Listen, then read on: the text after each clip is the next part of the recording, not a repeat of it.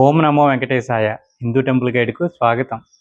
June నెలకు సంబంధించిన Vaman tickets మనకు మే 26వ తేదీ ఉదయం 10 గంటలకు విడుదల చేస్తున్నారండి. ఈ టికెట్స్ ఎవరైనా బుక్ చేసుకోవచ్చు. చాలామంది డౌట్ ఏంటంటే వామన్ బుక్ చేసుకుంటే కనుక దర్శనం ఉంటుందా ఉండదా అని. దర్శనం తప్పకుండా ఉంటుందండి. మనకు రూ. 300 దర్శనం టికెట్ ఇస్తారనమాట.